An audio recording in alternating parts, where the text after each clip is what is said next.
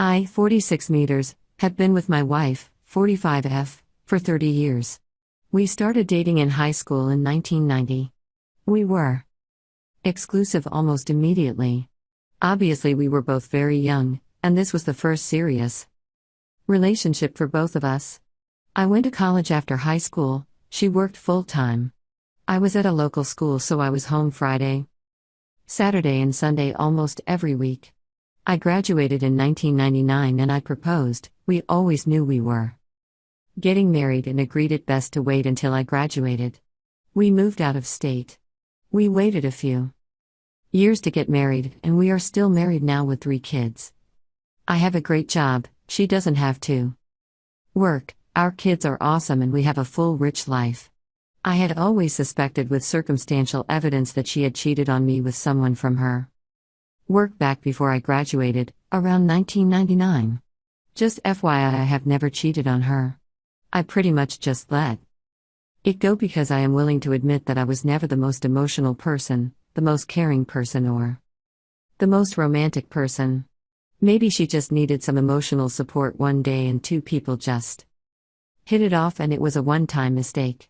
Shit happens and you move on. After all, we were together for 8 to 9 years when this happened, and she never once did not show love to me. She denied it vehemently and swore I was the only guy she had and will ever be with, had sex with.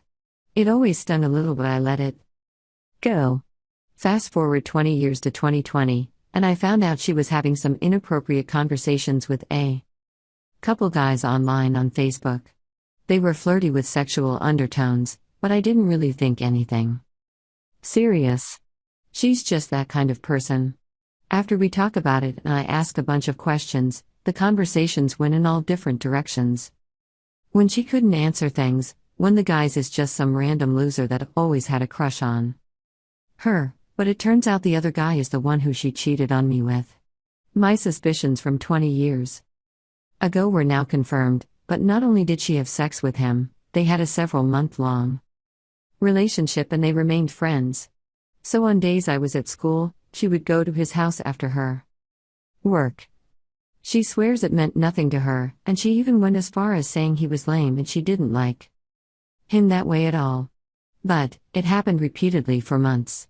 And she did become friends with him on Facebook 10 years after the cheating in 2009, and she chatted with him very inappropriately for about 6 months.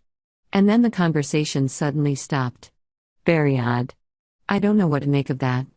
To make things worse, she would occasionally, like every 6 months or so, check his profile, like a photo or whatever. I know all this because I saw her Facebook activity log. She swears she never saw or spoke to him after 1999, it was only online. Not sure I believe her, but the nature of the online conversations, this was clearly headed to another meeting with him. And I'm not even sure it didn't happen again. After all the times she told me it never happened, after all the bragging about us being together for all these years and that we have been the only ones ever in each other's lives, I just don't believe anything she says anymore. Since this all came out last year, our relationship has had some of the most incredible moments of our lives. Our sex is better and we are communicating better than ever. But there are so many days, like today, where I am so hurt and betrayed and sad and dying inside, and I don't trust her at all. I hate to admit, but I just sit in the dark and cry all day. It happens a couple days a week. I don't believe anything she tells me about her relationship with this guy. And it's killing me inside. I want to know everything about her time with him, where they went and what they did. I can't stop thinking about it. Even when we are having a great time, I'm thinking about it. I ask her things and she gets defensive and says she doesn't remember. That's plausible, but I don't believe her. It's the things I feel I don't know that are tearing me up the most. I know that her other partner knew about me and was trying to break us up. He knew we were married and was sweet-talking her again. And she went along with it all. I obviously still love her, but my ego is getting the best of me knowing there is a guy out there who thinks this was okay to do to me, and that when she shows happiness now, in my head I am thinking that she is thinking I can't believe I got away with this. Probably not true, but But I'm 50-50 on that one. I don't think I will ever truly forgive her no matter how much I love her. I just can't figure out if it is better to leave her so I can forget it all, or if life was better with the roller coaster ups and downs. I know she loves me. Maybe that's all we should need, but I am an emotional wreck. Will I ever get over this? It's been 8 months and I'm still devastated by it. I love my wife, I love our life, I live our family, but I am dying inside. Top 5 comments. 1. To cheat requires a series of conscious decisions. It is never a mistake. Talk to a lawyer. Get options and advice from a legal standpoint. Separate for a while so you could think things through. Surround yourself with people who you trust 110%. And end of it all, you should decide what to do: divorce or reconcile. Good luck. 2. This is a huge problem, friend. If this dude lived closer, they would have hooked up. Her behavior online verifies she isn't as pure as you think she is or was. I think you need to shock her, like consider illegal separation and DNA test the kids. The fact she hid that previous relationship from you for this long indicates she isn't really the person you think she is. I'm sorry. 3. If you had found out she was cheating on you in 1999, what would you have done? This will never go away. The main issue being she doesn't seem to be showing any remorse. It was so long ago. She continues to lie by saying she doesn't remember. Does she have Alzheimer's? No? Then she remembers. She remembers every detail. Especially since she has decided to continue the affair. You are Plan B. Her safety net while she gets to play single. For any chance of reconciliation, she needs to provide a detailed timeline of the multiple affairs. She needs to actually show remorse. But given she has been lying to you for 20 years and the affair lasted this long, her only remorse will be just enough to get you not to leave. That's the only remorse she will have. That her provider will leave and she will have to go back to work. 4. You're really in love with the person you think your wife is. As she gets older and has suffered no consequences for her philandering, she is letting glimpses of her real self out because, why not? Nothing's going to happen to me. 5. It sounds like the boundaries of your relationship have not been respected. Even if it happened a long time ago, the trauma is happening to you now. I've read that betrayal trauma can take 5 years to recover from, with counseling and support in a marriage where both are committed to moving forward together. You are just starting the recovery process. Part of what seems to be holding you back is that you do not believe she is being honest. Disclosure is critical to healing for many people. She needs to be open and honest about the degree and duration of her infidelity. This might best be done in a safe space with a therapist for both of your sakes, as it will be painful to hear. There is no reason for her to be in contact with someone she was involved with under any circumstance. Yes, even if they work together, find another job. This isn't your case, but I'm making a point. This is a continued betrayal of your marriage and it should stop. I'd argue all communication with men on social media should stop based on you saying that this is how she is. It sounds as though you really love her, and it's so hard to reconcile the experiences you've had in your marriage to your wife with the person who would betray you and lie to you for this long. It's possible to move through this if you both want it and are willing to work hard. If you decide you don't want to, it's totally understandable. You don't owe her anything. If you do stay and work on things, make sure she is doing a lot of heavy lifting in terms of personal counseling and couples therapy with you while you work through your trauma with an expert of your own. I hear you make excuses for her behavior. Don't. You might be able to understand why something happened which will help you to forgive, but please don't think you deserve this. My fiancée, Heather, and I have been together since we were 24 and 20. We met each other when she started working at my place of employment and immediately hit it off. Within a few months we moved in together and happily lived together for 3 years. When I was 28, I got an amazing job opportunity out of state. It came during a great time because our lease was just ending, so I decided to take the offer. Heather initially was going to come with me but decided to temporarily stay behind to help her family take care of her sick grandma. After her grandmother passed away, several other familial obligations kept coming up, so she never ended up joining me permanently.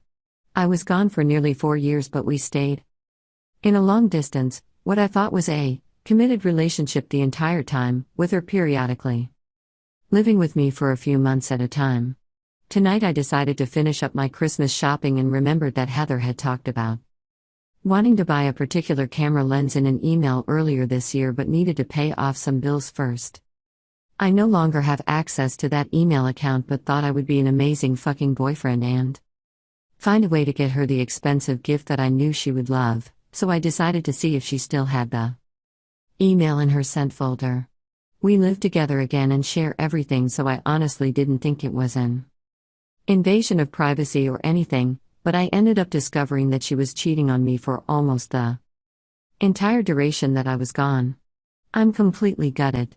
From what I can tell, the guy lives out of state, and based on their communication I don't think they ever met up, but after doing a bunch of digging I am disgusted with what I've found and have no doubts that she cheated on me.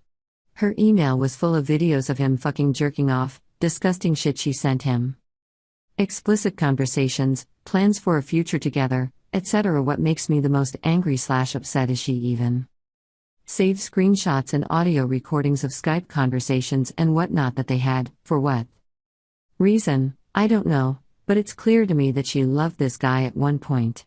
After spending the last 5+ hours searching frantically through all her personal information like a disgusting fucking creep while she sleeps, it appears that their relationship ended at least a year ago. Which makes sense, because that's not too long after I got back in town. Now that I know all this, it's so obvious and I feel like a giant jackass. All those times when she was too tired to talk or was busy with family stuff, she was just talking to that asshole. I just don't know what I should do. We just moved into our new house together this summer, we have pets together, all our finances are intertwined, we're supposed to leave in a few days to spend a week with my family for Christmas, and then a week with hers, and our wedding is scheduled for next fall. What the fuck am I supposed to do? Is this something that counseling could even get us through? A part of me just wants to pretend I never found any of this out because it's going to completely fuck up my whole life, but I know I will never be able to look at her the same way again. Should I just fume about it in secret for the next few weeks so I don't ruin our family's Christmases and then deal with it? I'm so pissed off right now, but I don't want to make any rash decisions. As much as I hate my fiancée in this moment, she's all I've ever loved for the last 9 years, and if there's some way to make this work, I'm willing to try. I just logically don't know how I'll ever forget the conversations they had. Please help. Thought I'd give this a chance to see if I can get some insight into my situation, as I can't see what I have done that's so wrong and what I can do to remedy it. So we've been married 15 years, together longer, and have 3 kids. She has a daughter from her first relationship who's now 18, I class her as mine. I've done everything for her, and we have a 16-year-old and a 13-year-old sons. Now she was upfront and honest when we got together that she was bi, and it was never an issue last year until she said she thought she was ultimately a lesbian and had fallen in love with her now fiancé. 35F, and it led to a divorce as I was unwilling to open the relationship or consider a poly situation. So, we've been divorced a year, although we're still friends and have a good co-parenting relationship. Even though we're good, I still am suffering and can't say I'm even close to moving on yet. The kids live with her primarily, although I see them multiple times a week and can say if I didn't have them, I'd have nothing. So basically I got a call from my ex earlier on in the week saying she had to tell me something. That she's now engaged. I was shocked as fuck. Basically she said they're not going to do the typical thing and have a long engagement. They're looking at getting married as soon as lockdown has been lifted, and they're on about moving in together as soon as possible. And there's more. She said she wants to have me as her best man, as she still considers me her best friend and can't think of anyone else she'd rather have there. Suffice to say, I told her I wasn't happy with it and said I'm not going to be her best man or don't think it's a good idea for me to be at the wedding. And definitely don't like the idea of moving someone in around my kids after a year. Now my kids love the fiancé. My kids are always talking about her. Suffice to say, she was upset and we haven't spoken since. I mean, if that was just it, then I wouldn't be that upset. I mean, in what way does going to a wedding seeing my wife marry the woman who she left me for seems like a good idea? And to be the best man. My kids found out though, somehow, are really upset. My daughter particularly really went off and said she thought I was better than that, and if I don't go to the wedding, she'll never talk to me again. The youngest two don't want to come and see me this week and also have refused to talk to me. I'm still close and have a relationship with my in-laws, and they've also have been on my case saying I should go. Especially for my kids' sake. Here's where I need help, and someone to talk to. What do I do?